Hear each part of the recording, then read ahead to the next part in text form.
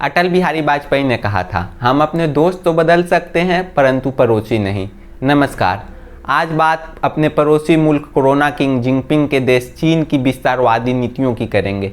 चीन की विस्तारवादी नीतियों से न केवल भारत बल्कि पूरा विश्व परेशान है।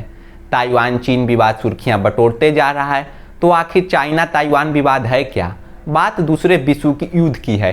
एक तरफ चीन में गृह युद्ध चल रहा था तो दूसरी तरफ विश्व युद्ध भी शुरू था। चीन के गृह युद्ध में एक तरफ कम्युनिस्ट पार्टी थी तो दूसरी तरफ नेशनलिस्ट पार्टी।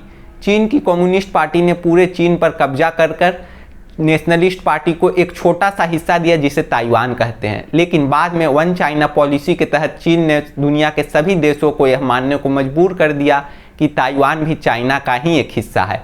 लेकिन बतौर एक जिम्मेदार नागरिक भारत को इसका विरोध करना चाहिए। भारत को यह कहना चाहिए कि चीन ताइवान का नहीं बल्कि भारत का है, और इसके सबूत में यह बताना चाहिए कि ताइवान में ही शिव जी तांडव किया करते थे, इसीलिए उसका नाम ताइवान पड़ा।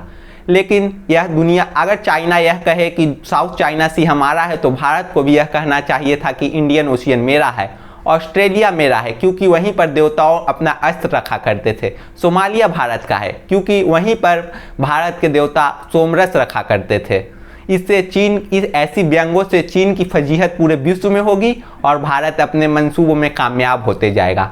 अब आखिर हम जानते हैं कि आखिर चीन का समर्थन दुनिया के छोटे देश भी क्यों कर रहे हैं। आखिर चाइना ताइवान विवाद में चाइना का ही पक्ष क्यों ले रहे हैं? इसका मूल कारण है डेफिसिट, ट्रेड। जी हाँ, ट्रेड डेफिसिट। अब जानते हैं कि ट्रेड डेफिसिट होता क्या है। तो इसे समझने के लिए हमें एक उदाहरण लेना होगा। मान लीजिए भारत पाकिस्तान के बीच ट्रेड हो रहा है। मान लीजिए, माना तो जा ही सकता है, माना तो कुछ भी जा सकता है, भारत है। हाँ, तो मान लेते हैं कि भारत पाकिस्तान के बीच 100 रुपये का ट्रेड हुआ जिसमें भारत ने पाकिस्तान को 100 रुपये का सामान बेचा, तो वहीं पाकिस्तान ने भी 1 रुपये का सामान भारत को बेचा क्योंकि उसकी औकात इतने की ही है।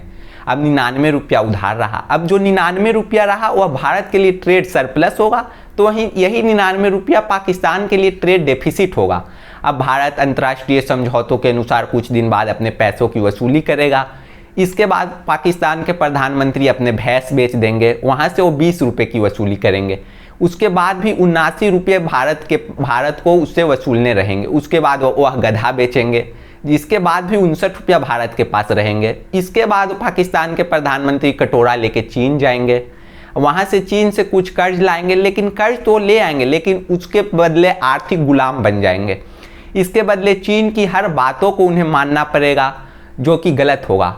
अब वन चाइना पॉलिसी को ही देखिए। नैन्सी पेलोसी जो कि वहाँ की अमेरिका के हाउस ऑफ रिप्रेजेंटेटिव की स्पीकर है। हाउस ऑफ रिप्रेजेंटेटिव अमेरिका का वही है जो भारत में लोकसभा है, और नैन्सी पेलोसी वही है जो भारत में समझिए ओम बिरला है, और ओम बिरला की ताकत को नकारा नहीं जा सकता। उसी प्रकार नैन्सी पेलोसी की भी ताकत को नकारा नहीं जा सकता।